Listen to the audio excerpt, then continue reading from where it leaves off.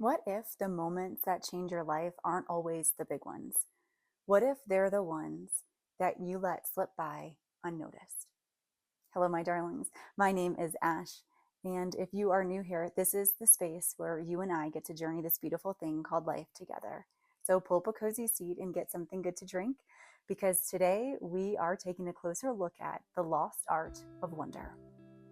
Somewhere along the way, we have lost the art of wonder. We grew up, we got busy, we learned how to be efficient, how to be productive, how to keep up with the Joneses.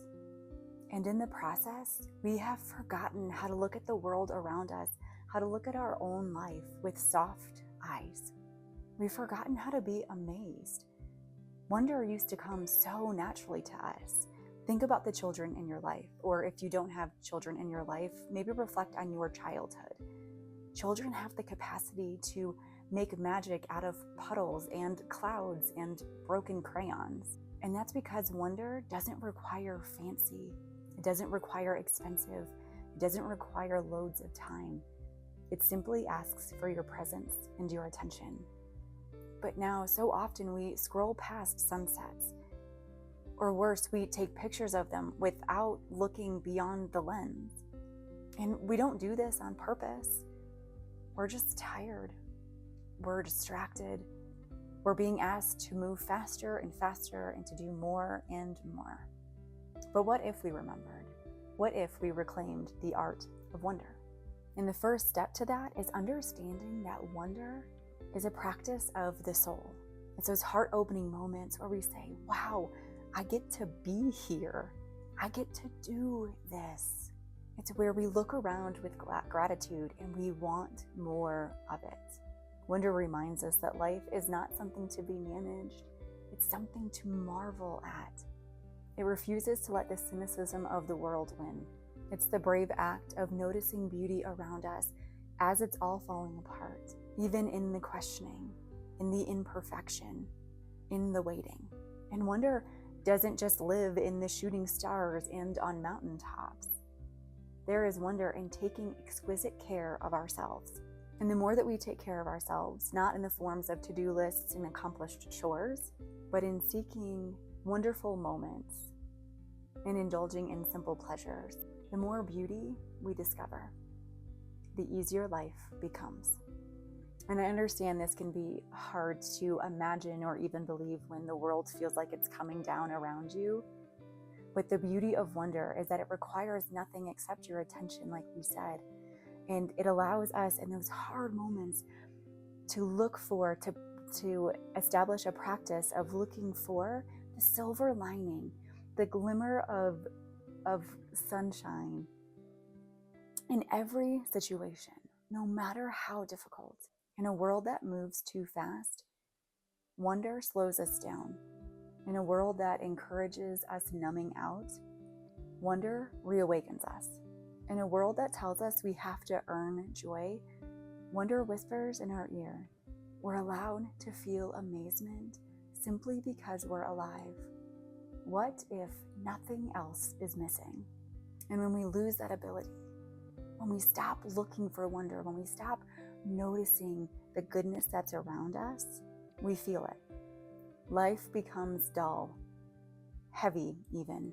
There seems to be a shade of gray over everything. And the worst part about that is when we continually live in that cycle, that gray becomes the norm.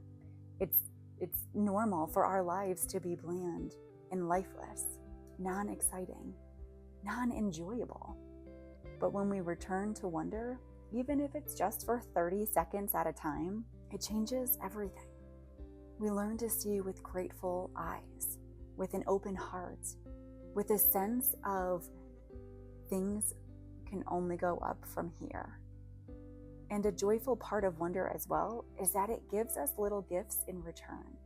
And one of those gifts is the practice to receive. By noticing and accepting the wonder that constantly surrounds us, it also means that we're accepting all the love that surrounds us. And we are receiving love in different forms and in different facets. It's the reminder of how much there is to live for, how much there is to thrive for, how much we get to experience. Another little gift that we get to receive is that wonder humbles us. It shows us how small we are in the grand scheme of things. It reminds us that we don't have to have the answers, that we don't have to be the experts or be the strongest or the most put together. Wonder shows up for us, and we get to receive it, and we get to be humbled by it. Not in a foreboding because we're terrible people humility, but in a humility and understanding that we are all connected, that the wonder I'm experiencing is the same kind of wonder you get to experience, but maybe in a different way. We only have to be here, open, awake, and willing to be surprised. Wonder is less about adding more things to your life, and it's more about just noticing our life differently. Here are 4 things that we can do to introduce the wonder, the art of wonder into our lives. The first is to see ordinary things as miracles. Pick one ordinary object. It could be a mug, it could be your favorite pen to write with, a household plant. It doesn't matter. Just pick one thing and look at it as if you've never quite seen it before. Ask the questions of who made this? How did this become a part of my life or a part of my possessions? What would my life be like without it? This works because it slows down your brain and shifts you from autopilot into awe. The ordinary becomes extraordinary just through your attention. So, for example, if we were to use this mug my partner picked up. He's a professional skydiver, and he got to go on this really incredible trip to Mexico and skydive with some Mexican professional skydivers. Actually, I think people came from all over the world. And so for him, this isn't just a mug, but this is a representation of an experience that he may never get to have again. And it is the coolest thing to be reminded of, that this is not just something that I can sip my tea out of, but it's something that represents a huge passion for him, something that makes him come alive. The same could be true for anything that you have in your space.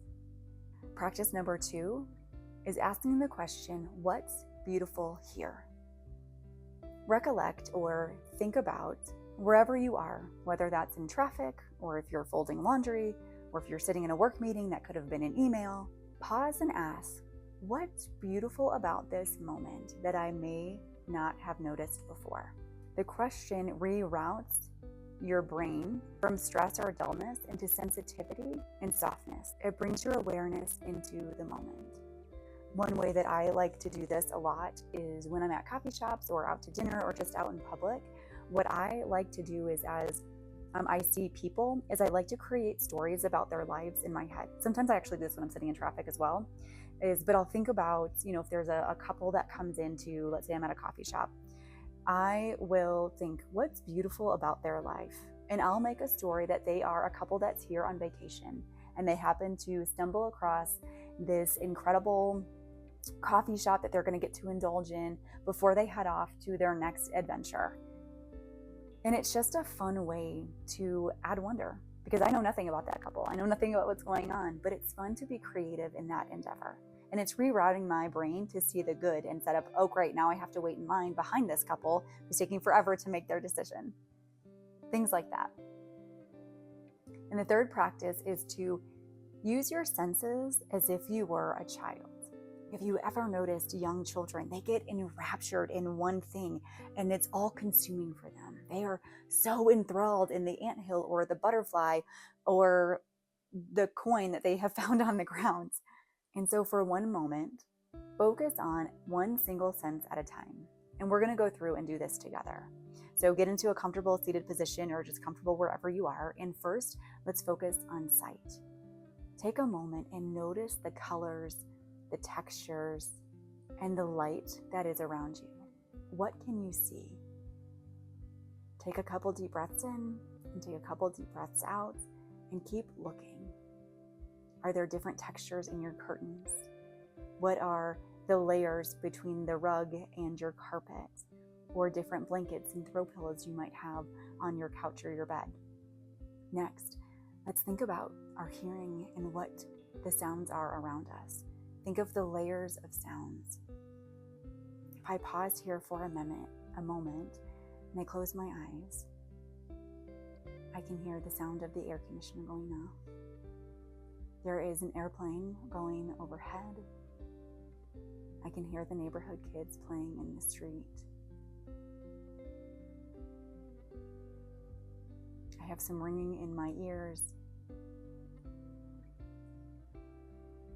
And I can hear my breath coming in and out.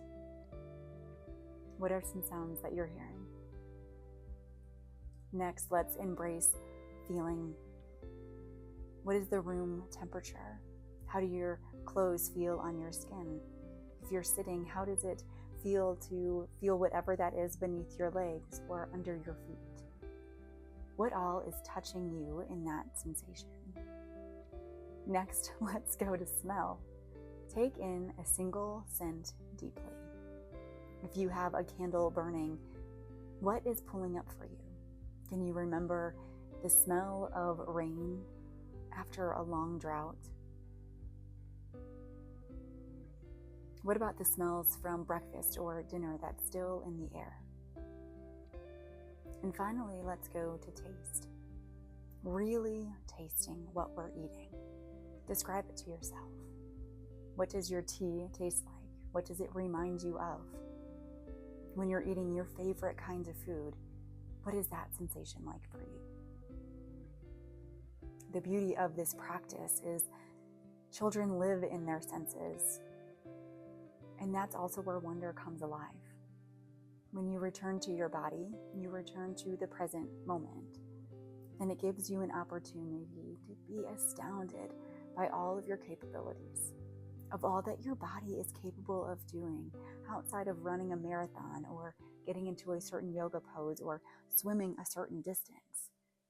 By slowing down and being present, we get to really appreciate the abilities that our bodies have to just function on the day-to-day, the things that we take for granted.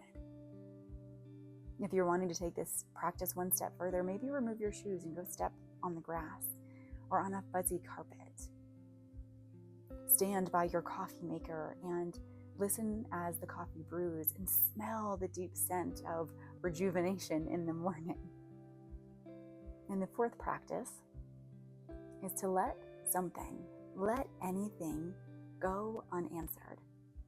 In a world of technology where all the information is at our fingertips, sometimes there is such a joy in not knowing what the answer is.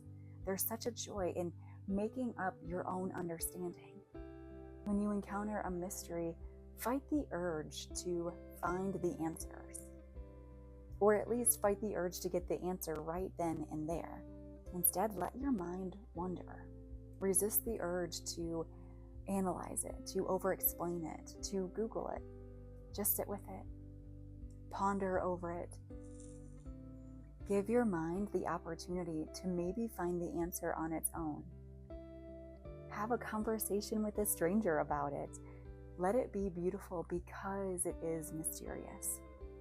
We have been taught to chase certainty, but wonder thrives in the unknown. It's where soulfulness is born. Here is one thing I want to leave with you this week. What is one tiny moment you can notice and honor as sacred? Drop it in the comments below or share it with a new friend.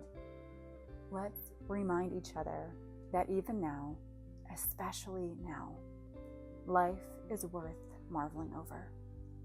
And until next time, I'm holding you in the light.